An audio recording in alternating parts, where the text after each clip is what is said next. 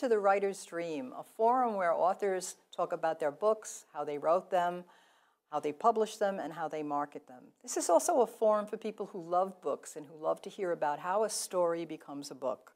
Our guest today is KErriann Brosky, KErriann Flanagan Brosky. Yes, I'm sorry. It's a mouthful.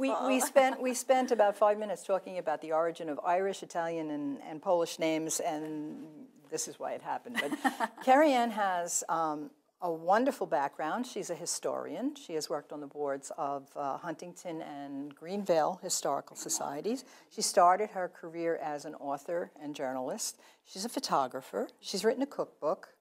And she is the president of the Long Island Authors Group and a mom.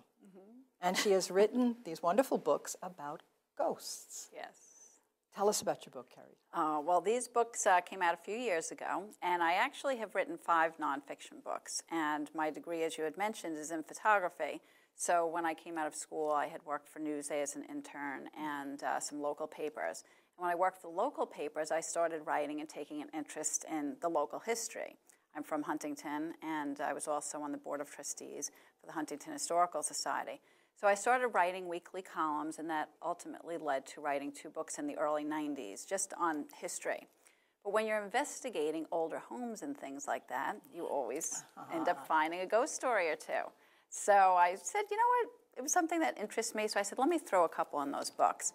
And I did, and then as time went on, I was doing a lot of lectures on Huntington's history, and the Historical Society said to me, you know what, Halloween's coming. Would you want to maybe change your lecture and do a ghost lecture? And I said, all right, that sounds interesting. So I took out some of those stories. And needless to say, we had a standing room only crowd. I said, wow, I can't believe how many people are interested in this. And people said to me, why don't you write a book just on ghost stories? And I was still new into my career at that point. So I said, you know what, I put it on the back burner. I wanted to be taken serious as a journalist and as a historian. Sure. Because I was labeled that at that point as a local historian. So I sort of put it aside, and it wasn't until many years later that I picked up and started to do it. You work with another author, Joe Giaquinto. Can you tell us about him? Okay, he's actually not an author. He's a paranormal investigator, Ooh. and he's a clairaudient medium. He is on the back cover of my books because he did assist me with both of these projects. And each book contains 30 different places that are presumably haunted on Long Island. So he attended one of my lectures that I was giving at the Huntington Historical Society, and it was around the time period that I was deciding that I wanted to do another book project. And I said, well, how can I do this book project when I need to know more about paranormal things? And that's when he walked in, and he actually is from Hampton Bays. And I asked him right on the spot, would he want to help me with this? And it was just, I was drawn to it, and I said, he's the one that should help me with it. So he taught me all the ins and outs of that. Now, as a paranormal expert, when you would go to a site where there was a ghost, what was his function? He specializes in EVPs, which are electronic voice phenomenon. So when we would be doing recordings, or even when I interview people, you can get spirit voices back on the recording. It's something that I did not believe at all when he first told me. Until our very first investigation, he was late. It was out in Green Lawn, and it was a terrible storm, and he was delayed getting there. So I was conducting the interview. And when I went to transcribe my work, I had a very loud EVP of a little girl saying, hold me, talking right up to my recorder. And there was only me and the 2 people I was interviewing. Wow. So I became a believer in EVPs after that. But also, he's a clairaudient medium, so he can hear the voices of spirits without the use of the recorder. And he taught me about taking photos of orbs, getting the light anomalies that can be spirits. So I really learned a lot from him, and then it just evolved from there, and I started investigating with him. So, in other words, he brought equipment with him to the sites? Yeah, I mean, we don't go overboard. It's really not like what you see on TV. That's the big misconception there. You know, the TV shows, the movies, it's not like that. You know, it's very subtle contact. We focus on the positive areas of spirit communication because there are all different types of ghosts. You know, people think there's just the one kind, the kind that was murdered and they're left behind and can't get over to the other side. But that's not the case. So tell us about the different kinds of yeah, ghosts. there are all different kinds. And actually in Ghost 1, I have put a list together that was compiled by a very famous paranormal investigator, Peter Underwood from London, England. And I started realizing when I read that list and we started investigating all the places, there's 60 between the two books, that there are different types of ghosts. There's that traditional type of ghost, such as the story of Annette Williamson, who haunts the Country House restaurant. And she died during the American Revolutionary War period. She was killed. She didn't cross over. That's the type of ghost that most people are familiar with. Right. But there are ghosts of animals, inanimate objects. There are modern ghosts. There are spirits. Most of the spirits that are around us constantly are our own loved ones. And it used to be the old theory way back when, like 20, 30 years ago, that if someone felt the presence of their grandfather, let's say, in their house, quick, get the priest. We have to get get him to move on to the other side. But that's not the case. Yeah, it's not the case. It's if you believe that heaven is a perfect place or whatever you believe in, then the people that we have loved that have moved on can visit us and help us on our own life's journey. And that's the difference with these types of books. They're not about blood and gore and that type of thing. I mean, there's some fun stories here and there. In Ghost 1, I have some legends and myths. But we really focus on history and that spiritual connection. And when you start to see the list and to see how they go, I mean, there are some people that die. Those are modern ghosts, where you've heard the story of a woman that's woke up and had a dream that her husband, who was in the war, passed away. Well, that was a visitation, so that would be the case of a modern ghost, let's say. Yeah, so there's all different types. That's very interesting, and most people who read this kind of book are really interested in the research angle. Yes. What was doing the research like? The research was great. Did your research, I should say, did your experience as a historian help you with this research? Oh, yes. I mean, it was great because there was so much research involved in it because I did focus on the history. They're both very heavy on the American Revolutionary War, the Battle of Long Island, and our Native American past. So for every single story, I had to do a considerable amount of research at historical societies, libraries, and a lot of interviews. And that's what the challenging part was, because there's a lot of information, a lot of facts, and you want to make sure that you get all of that right. Sure. And then we would wind the ghost story into it and bring in Joe and that type of thing. And they're nonfiction, obviously, but they read more like a work of fiction, because I wanted to take the reader on the actual journey of what it was like for Joe and I to go on these investigations, because it's not a normal type of career, I guess.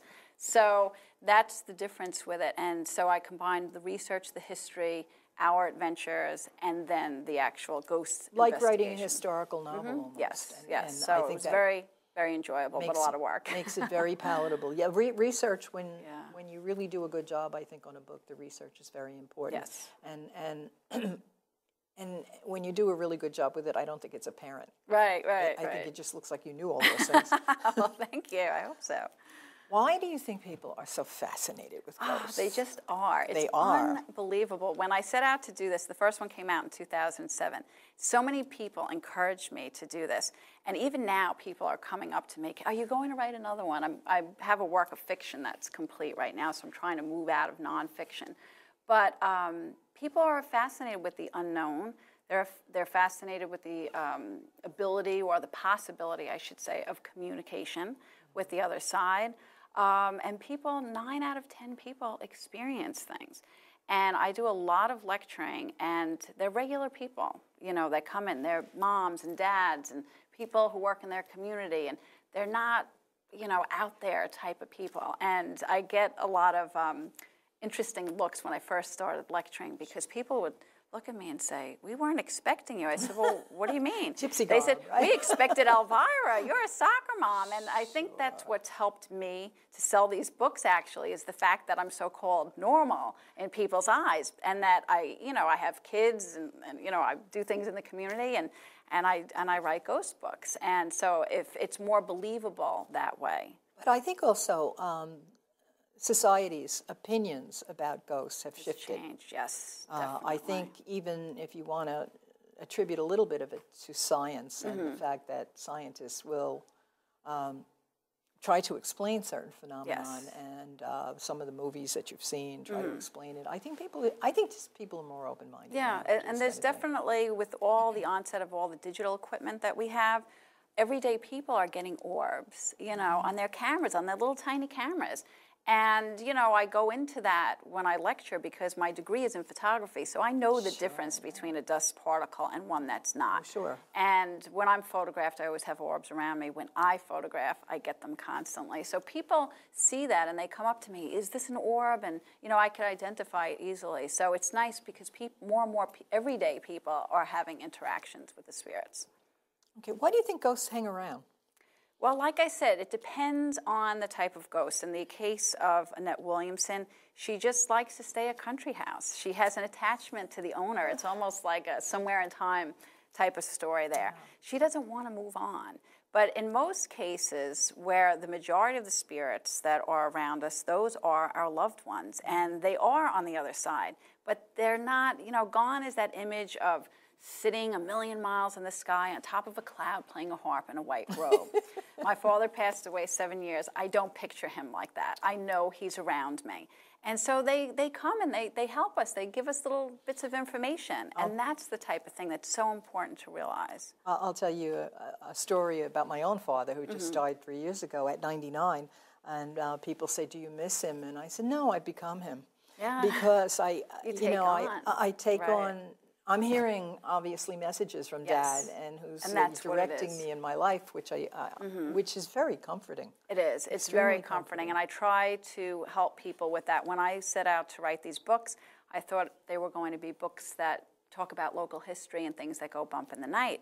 And then I realized that it became so much more. Not only was it a journey for myself and Joe, but people were coming up to me in church saying, thank you for writing these books. It's helped me to get over the grieving process.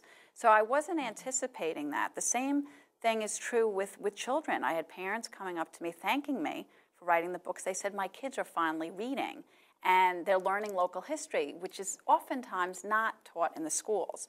And so they could say, I know that place. I passed that on the school bus. And what better way to learn local history through a ghost story, because it's fun. So Yeah, I also think maybe I should ask you this question. I think I'll wait until we talk about your blog radio. Okay. But it's another question. Do you have a favorite ghost? Oh, I have lots of favorites. I would say I've mentioned it a couple of times already today. Is Annette Williamson. Yeah. I mean, I do go to Country House often, and I just have a connection with that particular one. As far as maybe favorite places, the most adventurous place that Joe and I went on was Execution Rock's Lighthouse. It took weeks to set that up. We went out with the U.S. Coast Guard on a 20-foot... Is that Gardner's Island? No, this is off of Kings Point. Okay. So we went out from there, and it was Joe and myself and 3 United States Coast Guardsmen on a 20-foot Homeland Security response boat. And we went out. It was all spooky, and it's a spooky story to begin with. But that was a lot of fun. We climbed the lighthouse. People have not been in there in years. I mean, now there's been some activity. Did you feel auras? Yeah, there was a lot. It was a creepy place. But things like that was one of my favorite adventures. But as far as my favorite ghost, I would say probably Annette. Yeah, that's very interesting. I'm going to read a quote from you. It says, "For me, this book has been not only a journey through the exploration of the paranormal, but through the understanding of the afterlife and our own existence on Earth." And I'd like you to talk about your blog radio station, because you have told me that it has to do with helping people understand this issue. It's wonderful.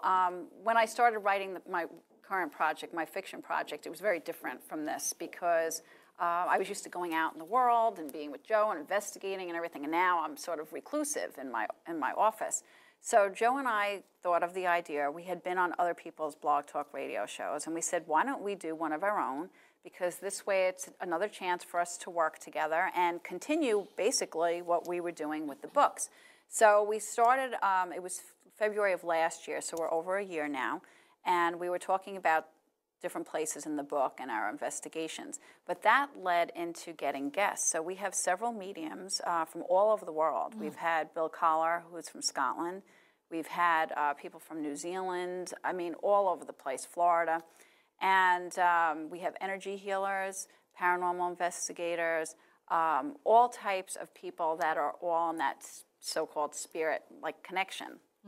And it's wonderful because we have a live chat room, people can ask questions, and we don't just bring the medium on and say, okay, this is so-and-so, first caller for a reading. We don't do that. We concentrate on the medium. So they teach people over the air about mediumship or, about whatever the topic is, and it's a learning experience. We've had people writing in thanking us for doing this Blog Talk radio show because it has helped them understand what happens after death and about the grieving process, or they can call up and ask these mediums questions, and sometimes they'll do 1 or 2 readings towards the end. But I cannot tell you how much of a positive experience and a positive impact it's had on myself, Joe, and our listeners, and it's continuing to grow. So it airs every Thursday night live from 10 to 11 p.m. on Blog Talk Radio, and it's the KErriann and Joe Show, Spirit Connection, and all the shows are archived, so if you can't catch it at that hour, free downloads. And I think you do a service because I think that society does a very poor job with death. Yes. They don't allow children to go to funerals. Right. They can't explain death. I personally think that's where the fascination with ghosts comes, because you want to know. Exactly. You really want them to tell you what it's like. Right, exactly. And you know what? I see the difference. You brought up children. With my own children, I have 2 sons, 12 and 9, and I'm very open with them about death. And, they understand. They know, like, oh, Grandpa's around. I got an orb on my camera. And so it's good because it is such a difficult topic, especially with children. And, my kids have a lot of religion. We're born and raised Catholic, and so we have that part of our faith.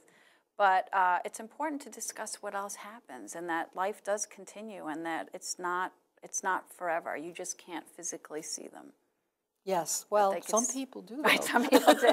I actually haven't had that experience yet. But I had spoken to a medium once myself, and this person had asked me if I had any of these experiences, and frankly, I don't. Right, right. But I tend to like to inject a little humor into it, and I said, and I don't want to see a ghost. If I see a ghost, I'm going to be very frightened, might not live through it. Right, exactly. And then that's, of course, one of those old societal, pictures of what ghosts are. But it's interesting.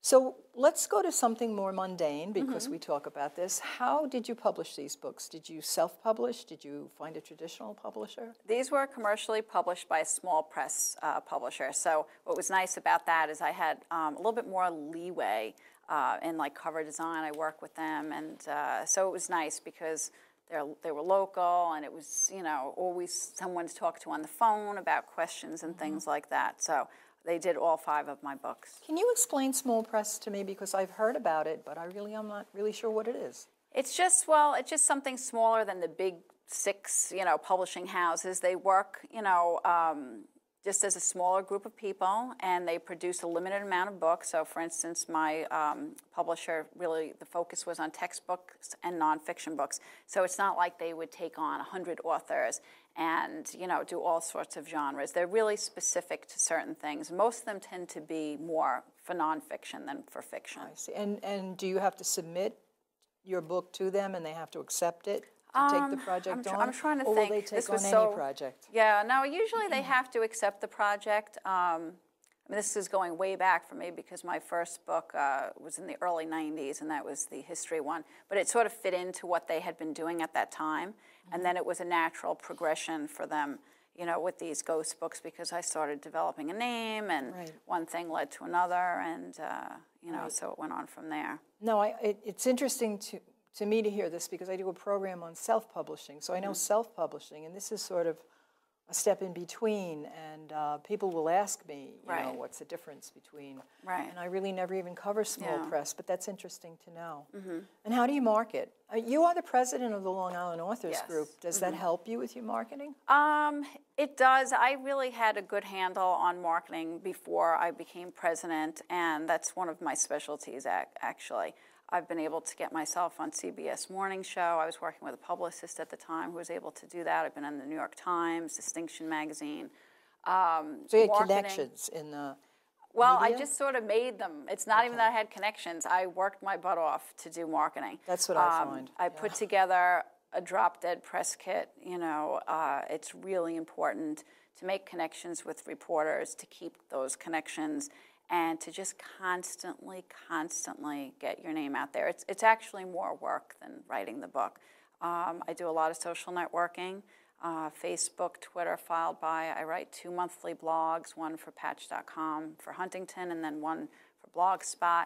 And it's just, you have to constantly be marketing. Yes, that's the way it is. I find that no matter too. how you publish. I mean, the big publishing houses, they won't market for you anymore. You have to do it. No, I know. So, that's why there's a shift in publishing right now, that it used to be that people who couldn't get an agent and was rejected, that they went self-publishing, and it's not the way anymore, because now people have options and you make more money, a lot of times if you go another route. So things are changing. What does a killer press kit composed of? Well, I'm very detail-oriented, so, now so much of it is electronic, but with these books, I had physical press kits as well as the electronic ones. Down to matching paper clips, things like that. I had gray folders with blue, actually, they were blue folders with gray paper, so it matched Ghost 2. And it's important to have the correct information. And there are books for authors that might not know. There are a lot of books out there that tell you exactly how to put a press kit together. You need to have professional photos taken of yourself. Right. You need to have a bio that's professionally edited about the book. You could have book discussion questions, author interview questions. All that stuff makes it easier for a reporter, because everyone's in a rush. They don't want to do that much work. So if you hand it to them already done, they're more than likely going to take you on and do a story on you. So it's really important to have those key factors. And if you have something coming up at a book signing, book review in Huntington has been great. They've always done all of my book launches. And I bring in a crowd of 200 to 300 people for every book signing that I've had. But again, the marketing, I send out personal invitations to people, email blasts, market. Yes, I'm only in this almost 2 years now, and I am finding that this takes the major part of my day. Yes. And it is with the internet. Don't you find that the internet affords you so many opportunities? I was at a meeting of Long Island Authors Group last week, and I heard about, ProfNet, and there's so many things now out there. Yeah. And I actually signed on to the one that's Pitch. Oh, with the reporters? Right. Yeah, we were talking about that. You can connect with but it's different interesting reporters, because as soon as you sign up, then you get this whole list in your email of stories that you can either write or that they've written, and they match you up, which I think is really, that's a wonderful, it's a treasure really, because it's for an ordinary person who, for instance, I was not a writer to begin with. I was a science teacher, so all of this is brand new to me, and I'm fumbling around, and I have no connections in the with the media or publishing, and I'm really finding out a lot. And I'm finding that the internet does really provide you with some excellent information. And it's important to get a good angle, what the angle is of what your book is about. Sure. If you get something catchy, and I know we talked about that at the meeting as well, that's the key. You want to bring that reader in or the press in, something like that. Sure, I love your idea of that you write something for your blogs twice a month, because I think that's really, I'm thinking of doing that because I'm writing my third book, and I'm thinking of doing that too. I think that's something that if they liked your first book, it's they the want to natural find out. They want to progression. find out. And of course, you have a topic there that I just think it's, to me, it's fascinating, and I know to many people it's fascinating. Tell me about your work in Long Island Authors Group. How did you get involved with them? Well, it was the founder, John Cardone, contacted me. I guess it was around 2006, 2007. And he said, you know what, I'm thinking about starting this authors group. So I was one of the original 16 people that he had handpicked to be a part of it.